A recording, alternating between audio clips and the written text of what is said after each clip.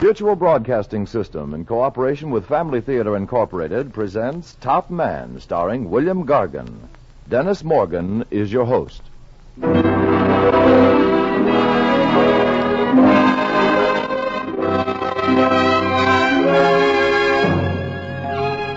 More things are wrought by prayer than this world dreams of.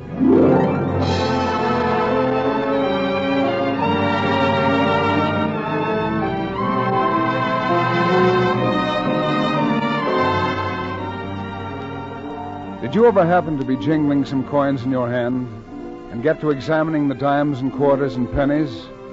You'll see on every coin these words, "In God we trust." Oh, I guess it's something that everybody knows about, but it makes me realize that every time we exchange a coin, we are offering a silent act of faith in God. It makes me realize that on all our coinage there is inscribed the same conviction that we in Hollywood want to express through Family Theater. It's a conviction so many of us share, an understanding that the simple, direct appeal of prayer to God can bring hope and happiness and God's wonderful help to us and to our families. And we need trust in God and faith in one another if we are to have a peaceful world, a prosperous nation, and happy homes. You know, a world of happy homes would go a long way to a peaceful world. And here's a thought for a happy home. Pray together as a family. Yes, pray together tonight and every night, because family prayer will help keep your family together and happy. And you'll find this true for every race and creed, for every country and home. A family that prays together stays together. The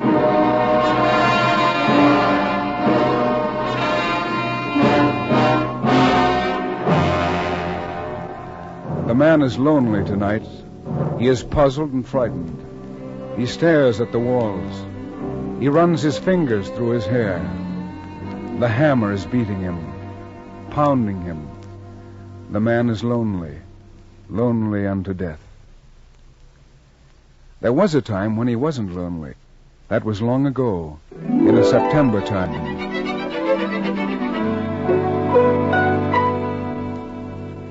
You got your trunk packed, Tommy? Yep, all except the shirts, Dad. It's gonna be a squeeze. Oh, you've got enough in that trunk to last you straight through high school and college. Hello? Mr. Ainsley? Yes. Oh, this is Carberry. I'd like to go over those blueprints with you again. We got some tricky specifications for this job, and I'd like to feel certain that you understand. Carberry, I've studied those blueprints. What's worrying you? Oh, I'm not exactly worrying. You see, it's most important that we... I understand perfectly, Carberry. You're the architect. This is your first job. You don't want anything to go wrong. Is that it? Well, yes, in a way. All right. Now go to sleep like a good little architect and have pleasant dreams. We have enough neurotic engineers in the world without adding you to the list. And listen. Yes? When Edward Ainsley contracts to do a job for you, Ainsley looks after all the specifications. Well, I have complete trust in you, Ainsley. You understand that. Thanks, Carberry. Good night. Well, there you are, Tommy. Someday I hope you'll do that. Do what, Dad? What Carberry just did. Someday I hope you'll draw up your own blueprints and worry about them. Oh. Architects have a habit of getting into contractors' hair, but I like it. I won't worry about blueprints, Dad. Not if I have you for my contractor. Oh, wouldn't that be something, Tommy? I can see it already. Thomas Ainsley, architect. Edward Ainsley, contractor. What'll your first job be, a skyscraper or an auditorium? Oh, just a little house, Dad. Only a little one? A house with a lot of windows and a red tile roof. Go ahead. What else? Well, there'll be a lawn around it with flowers. And I'd like to have it on a hill, Dad. On a small kind of a hill. Tommy, I hope and pray that you'll do that someday.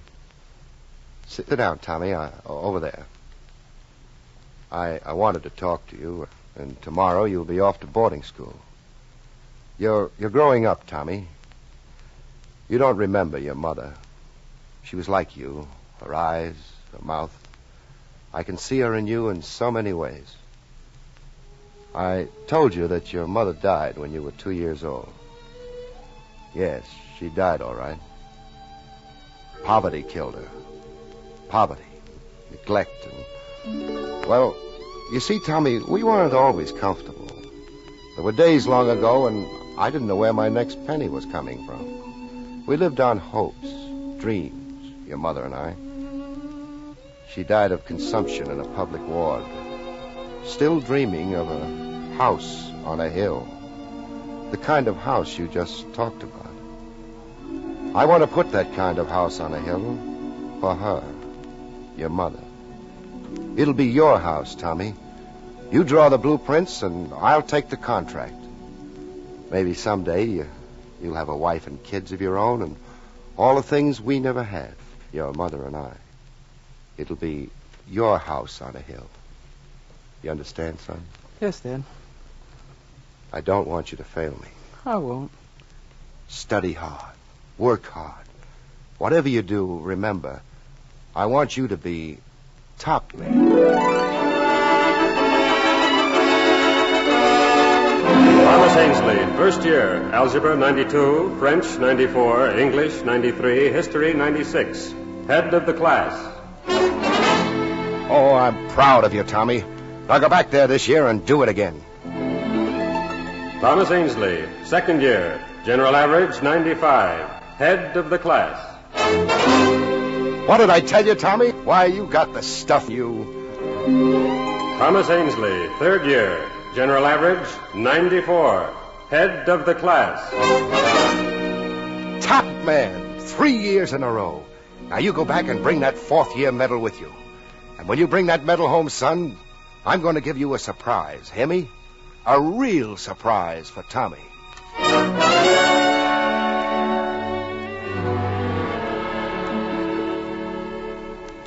What are you worrying about, Ainsley? Oh, final exams. Ah, heck, you'll bowl them over.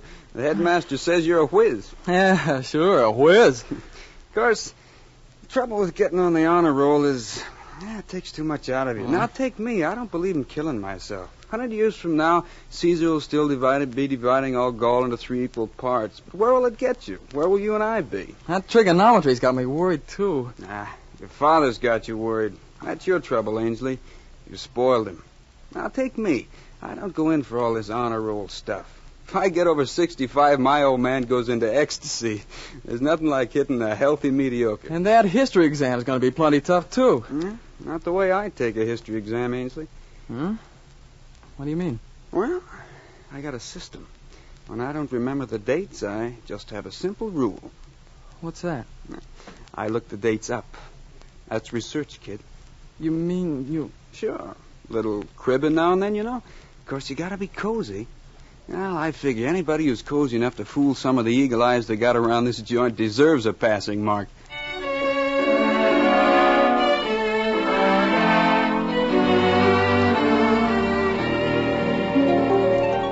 You have a half hour left in which to complete your examinations, gentlemen. When you have finished, write your name on the top left-hand corner of the... just a minute. You, sir, Mr. Ainsley. Yes, Mr. Feamer. What's that you're holding in your hand? It's a slip of paper, sir. Bring it up here. I'll take that slip of paper, Ainsley. Dates.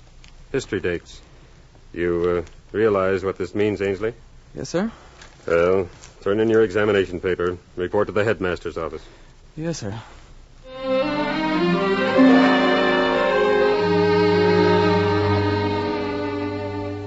As headmaster, it pains me to say this, Thomas. You've had a perfect record until this happened. If Mr. Demotte had not actually discovered you in this deception, I would not have believed it. Under the circumstances, I have no alternative but to dismiss you. Sorry, Thomas. I understand, sir, but my Thomas, father... I trust you will tell him the truth, no matter how much it may hurt. Yes, sir. Goodbye, Thomas.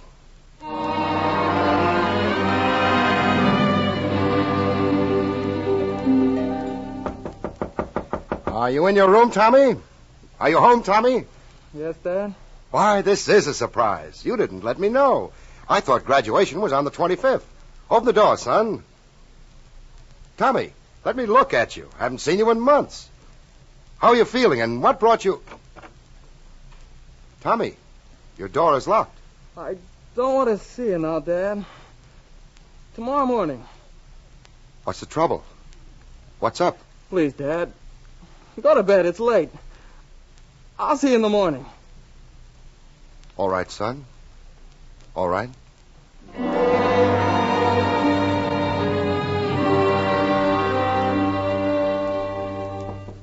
Tommy. Tommy, can you hear me? I can't sleep. 2 o'clock in the morning and I can't get a wink.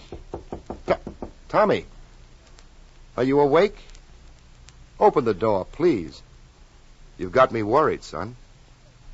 I want to talk to you. Do you hear me, Tommy? I hear you. You're crying, Tommy. What's the matter? Speak. Say something. Don't you trust me? Why, you're my top man, kid. And if there's anything I can do, there's nothing I wouldn't do for you, Tommy. And you don't have to be afraid of me, do you? Do you, Tommy? Did I ever do anything to hurt you? No. No, Dad. You've never hurt me. That's it.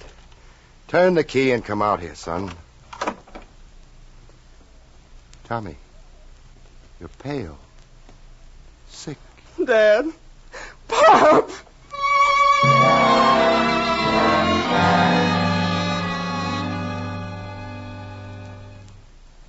All right, son. You made a mistake. A serious mistake. But I forgive you. Remember when you were a kid learning to say your prayers? The Our Father? Remember? You know the part where we ask God to forgive us just as we forgive other people? Remember when I explained that to you, son? Well, I forgive you. Just as I want you to forgive me if I should ever hurt you. You made a mistake. You admit it. But, Tommy, you're still top man in my books.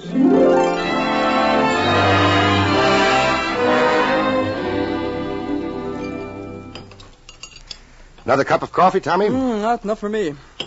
Feeling better this morning? Much better, Dad. I told you I had a surprise for you. How old are you now? 17? Mm-hmm. Still feel like drawing up those blueprints for that dream house of yours? The one on the hill? Yeah, You really want me to be an architect, Dad? I do. And you're willing to give me another chance? Tommy, I'd be willing to give you 100 chances if I could bank on the day when you'll come around to me with your own blueprint. Okay, Dad. I'll do it. That's a promise? Yeah. All right. Go back to work again. I'll pick out a good school for you, the best. And when you come to me with that blueprint, I'll make you a present of the house. Present? Yes. How high can I go in the specifications? Oh, the sky's the limit. I'm only the contractor. You're the architect. The top man.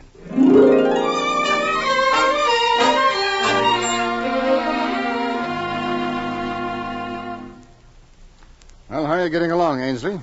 Okay, Kick. And that boy of yours? Tommy? Oh, he's doing all right. Making a fine record in school. Studying to be an architect, eh? That's right. Now, just between the two of us, Ainsley, how is the building line coming along, huh? Well, frankly, not so good, Charlie. Scarcity of materials at present. People aren't building these days. Yeah, I thought so. Did you hear about the Desmond brothers, contractors?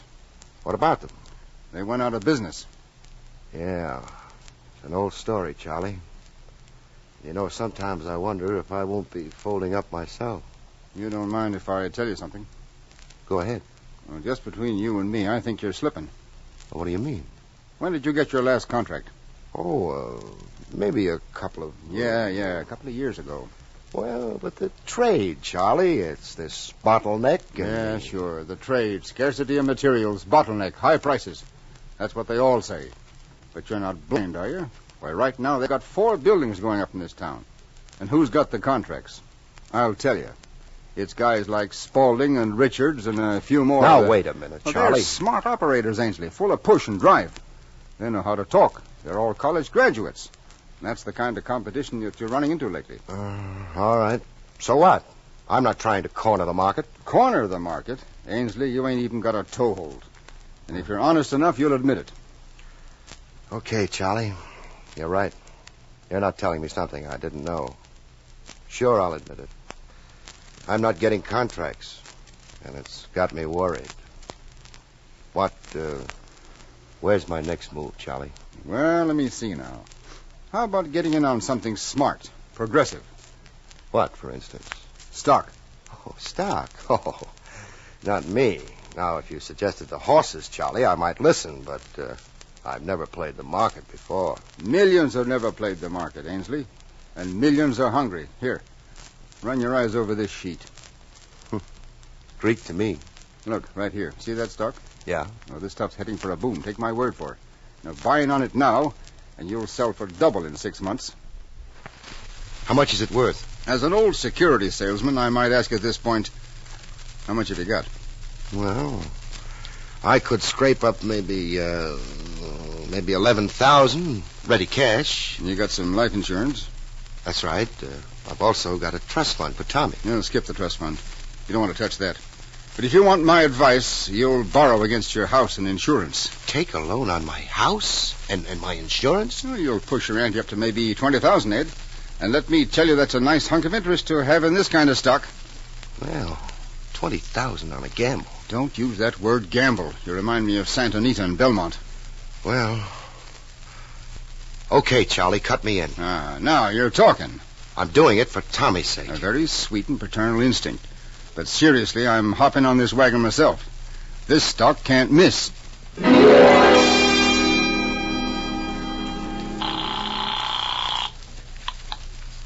Yes? Charlie? Yeah.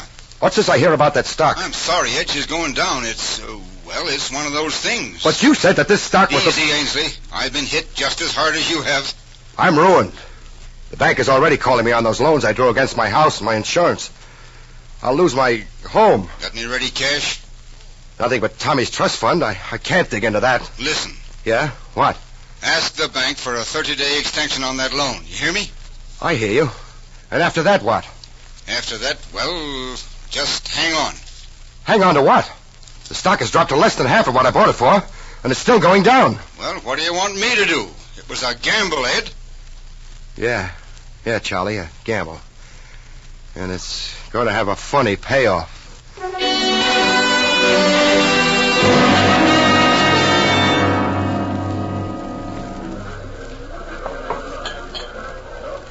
I can't understand you, Ainsley. Why did you ever want to come out here to the racetrack? There are a lot of things about a lot of people you'll never understand, Charlie. But a racetrack, taking a gamble. Listen, I told you I've got to raise $9,000 in a week. The bank is calling in my entire loan. But you're not going to raise it on horses. Well, how do you know? When you got me interested in that stock, it was a gamble, wasn't it? Well, sure, but your chances out here... All right, this is a gamble, too, and I'll take my chances out here. Okay, it's your party. But if I were you, I'd be awfully careful. At this stage of the game, I can't afford to be careful. And don't forget it's Tommy's money you're juggling. It's his trust fund. I don't need to tell you that you've got obligations. Yeah, I know it, but with the bugle blowing right now, it's kind of hard to keep track of your obligations.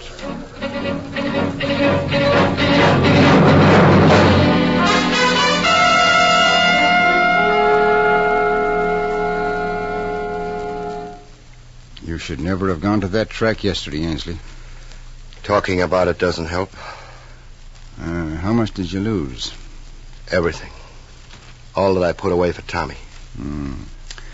Well, if you want, I'll let you have a couple Thanks. I don't want any more debts. I'd like one favor, though. Sure. Sell my stock, whatever's left of it, and pay off that bank loan. I know, but that'll leave you practically... Yeah. Practically broke. Hello? Dad, how are you?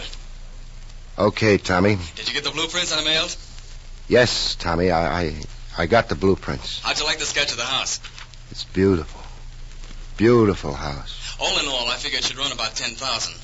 I didn't want to hit you too hard, Dad, even though you said the sky was the limit. Yeah, I remember. You better excuse me now. I've got some business to attend to. Okay, Dad. So long. Goodbye, Tommy. It was Tommy, Charlie. Yeah, I know. You're not looking so good, Ainsley. Why don't you close up the office and go home? Take a rest. Good idea. Yeah, I need a rest, Charlie. I need a long rest. I'm tired. You ever get so weary you want to close your eyes and never wake up?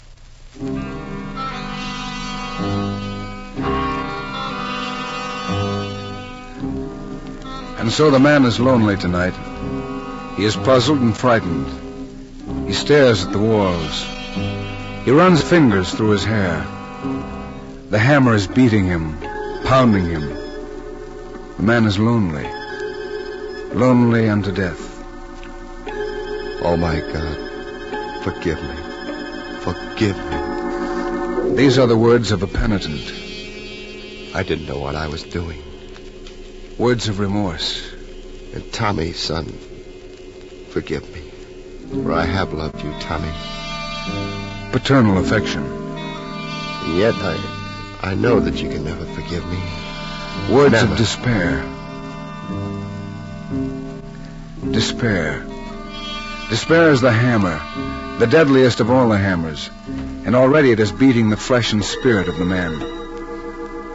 Money. It's the rotten money I lost, kid. Money I put aside for you. Money, cash, currency. The clinking quarter that buys a loaf of bread and gets change. I wanted you to have security, Tommy. Security. A word, an idea. A state of social well-being.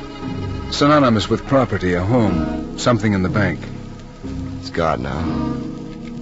Lost. Oh, Tommy, forgive me. I didn't mean... Well, it's all right. It's over. Finished. Where is somebody? Where is everybody? Oh, it's awful quiet. You get lonesome in a room. I go mad. I'm losing my mind. I can hear it in my mind, thinking, pounding in the quiet. It keeps pounding. Oh, God, hear me. What am I thinking about? You've got to forgive me. Forgive me. But there's no forgiveness. So I can't help it. I've got to do it. I've got to do it, Tommy. Despair. The deadliest of all the hammers is pounding a pulse of doom in his blood and brain. Is driving him slowly out of his chair, across the room. Edward Ainsley lifts the gun from the drawer.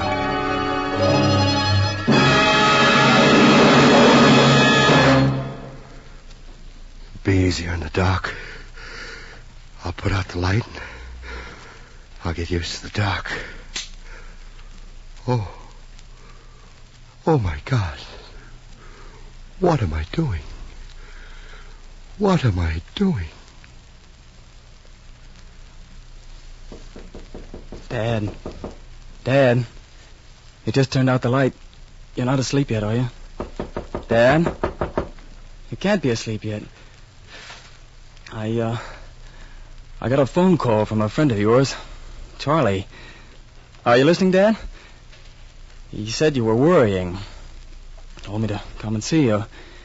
He said that you tried to make things easy for me and that, well, something about a bad investment. He told me you lost everything. You hear me, Dad? Dad, talk to me. Say something. You can hear me. You're not asleep yet. There's nothing to worry about. I didn't want you to, about that dream house. I didn't want you to take it too seriously. It was only sort of a game between us. You know that. Nothing to worry about, Dad. What if you did make a mistake?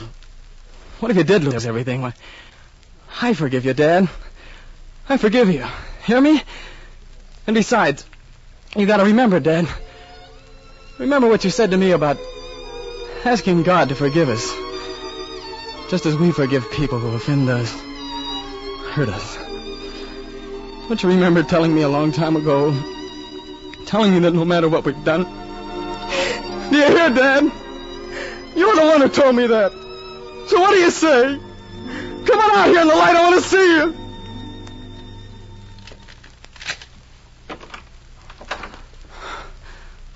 Oh, Dad. Everything's okay.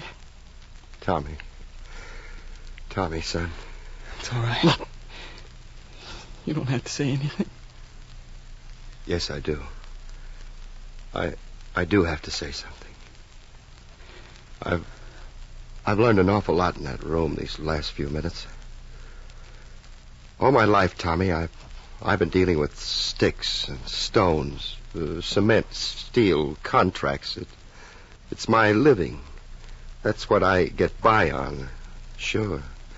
I've always believed in something above and beyond all this.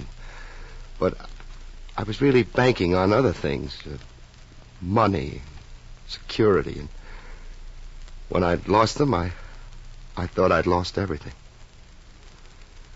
You'll never know how lonely, how utterly lonely you can be until you tried to close the door on God. That's what I learned tonight. Your voice brought it back to me, son. Oh, I knew it before this, but I'd never lived it. I'd been building on sand. Contractor at Ainsley. Building on sand. Bigger and better blueprints are coming up, Dad. Yeah. We never get tired trying to build. Even out of the ruins, huh, Tommy? Bigger and better blueprints. Wait and see. That's right. God's blueprints, Tommy. What I almost forgot is that he's the architect. He's boss. He's top man.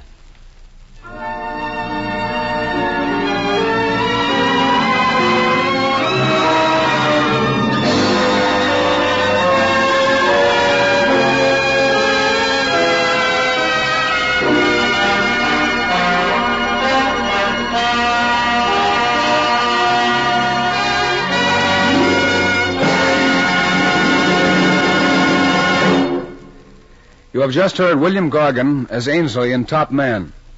Family Theater is presented every week as a tribute to family life in the hope that in your home there will be faith and understanding. Yes, and forgiveness. In the hope that all the members of your family will be close together in affection and love. Pray for one another and with one another. Pray together as a family, because a family that prays together stays together.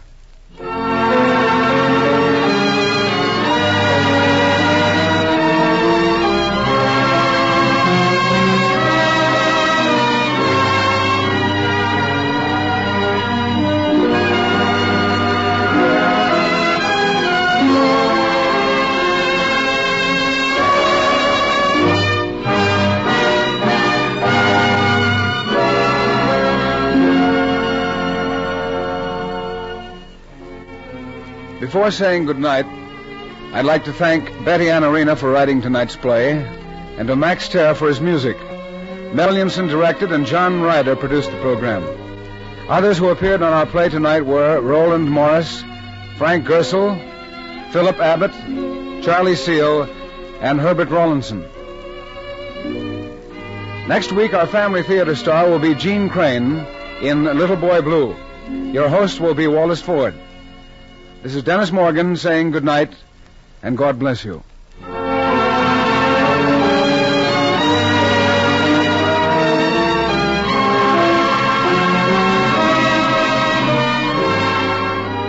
This series of the Family Theater broadcast is made possible by the thousands of you who felt the need for this kind of program, by the Mutual Broadcasting System, which has responded to this need, and by the actors and technicians in the motion picture and radio industries. This program is heard overseas through the facilities of the United States Armed Forces Radio Services. Tony Lofrano speaking. This is the Mutual Broadcasting System.